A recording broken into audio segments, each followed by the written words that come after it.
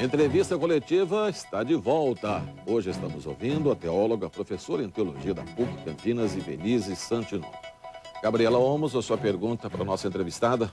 Bom, a gente estava falando no outro bloco sobre a Páscoa ter perdido talvez um pouco do sentido cristão para algumas pessoas. Eu tenho a percepção de que eu vi algumas famílias, ao invés de dar o ovo de Páscoa para a criança, quer um brinquedo, quer outra coisa. Como que a gente pode explicar isso, assim, Outro problema que é, diante do consumismo, materialismo, o símbolo também foi acompanhando essa evolução que é mercadológica. Logo, para uma criança, ao invés de eu dar o ovo e falar do coelho, eu vou comprar um brinquedo, um ursinho. E isso deturpa também o sentido da Páscoa. Por quê? A Páscoa não é esse brinquedo, não é esse urso, porque até outros bichos, além do coelho, nós acabamos por entregar para crianças. Como hoje interpretar aquele simbólico do Cristo, tá? Da Páscoa cristã, de um povo judaico que estava sendo libertado e comemorando o que os seus ancestrais já comemoravam, que era o êxodo, a saída do Egito, da escravidão. Trazer para hoje, para as crianças pensarem, Deus ajuda a sair de quais escravidões? O que você sente preso? O que é problema? Para a criança, para o jovem, é interessante falar até da questão, e no meu modo de entender, que é sempre coletivo. A Páscoa não é o individualismo, não é ganhar um presente, não é se sentir feliz. Hoje está muito comum o emocionalismo, nós falamos, que é Deus me salvou.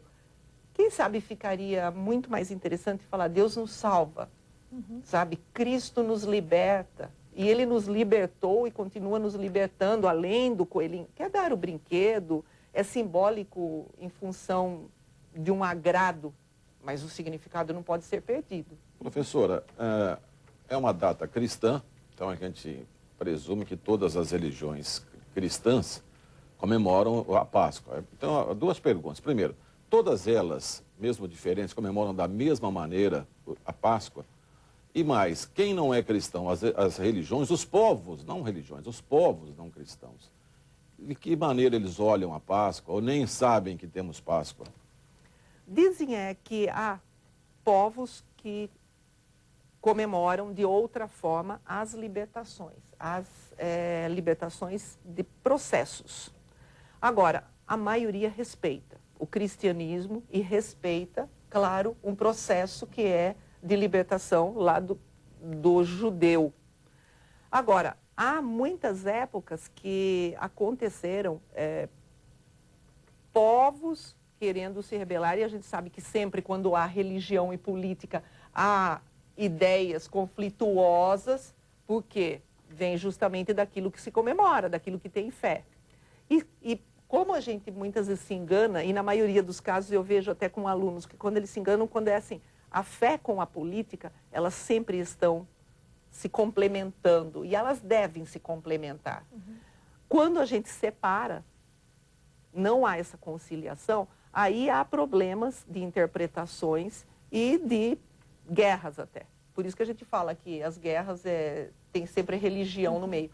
Por quê? Elas duas andam de mãos atadas e que muitas vezes desatam por problemas que são de significados, de teorias, de hierarquias, de poderes institucionalizados. E os poderes institucionalizados, eles trazem muitos conflitos e divisões. E nessas divisões ocorre de alguns comemorarem, alguns não respeitarem e acharem até que é bobagem comemorar.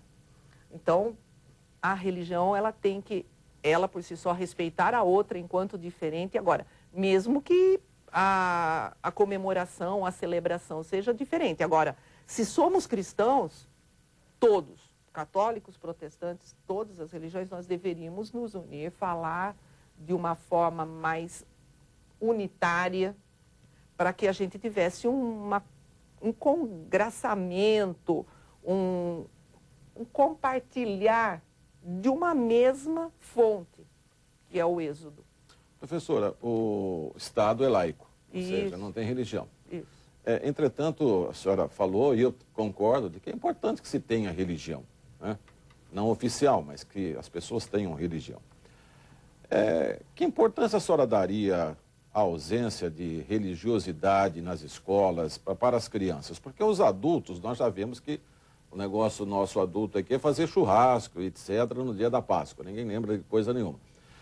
Isso poderia mudar começando com as crianças na escola. Mas a escola, o Estado é laico. Como é que resolve isso? Olha, no Brasil, só para a gente ter uma ideia, nas últimas décadas, aconteceram muitas discussões com as secretarias de educação e com governos nos diferentes estados do Brasil. Alguns estados, falando só em Brasil, hein? Alguns estados queriam uma disciplina de estudo religioso, educação religiosa. Outros estados, por ter uma pessoa que não compartilhava, e independentemente de ser católico ou protestante, não compartilhava com ideias religiosas, algumas pessoas mais ateias, vamos dizer assim, ou céticas, o que acontecia? Não deixava colocar nenhuma disciplina justamente pela ideia. O Estado é laico, não tem que se posicionar diante de religião. Alguns estados têm educação religiosa no país. Então, há muita essa divergência política. Religião? Não, aí não pode ensinar a religião só católica, só precisaria ser, Não. no caso, ela bem isenta de partidarismos, vamos dizer assim. E isso é muito difícil, porque exigiria muita gente formada, que saiba falar de um contexto religioso sem posicionamento da sua religião. E sabemos que no Brasil isso causa problemas políticos, institucionais e educacionais, porque como vai se contratar? Então acontece que algumas escolas confessionais, claro, têm. As católicas têm a sua disciplina, como no nosso caso, onde eu trabalho, tem as antropologias teológicas. E nós não trabalhamos só o catolicismo, porque temos alunos lá de todas as religiões. E conversamos. Esse é o grande desafio da religião hoje. O Estado laico compete, tem uma competição que ela é assim clara entre as religiões. Há um fenômeno chamado fundamentalismo, que o fundamentalismo religioso ele causa o fundamentalismo político, e nós enxergamos hoje muitas bancadas partidárias religiosas dentro de processos hierárquicos de poderes no Brasil. Isso é complicado porque precisamos de pessoas para nos representar democraticamente, porque o Estado é laico.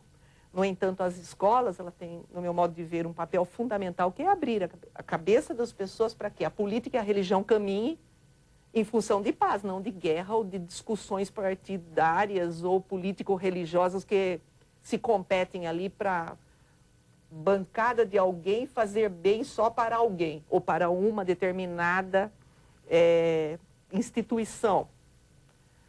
Isso no Brasil é complicado. O Estado de São Paulo mesmo é considerado, vamos dizer, de elite em termos de Brasil.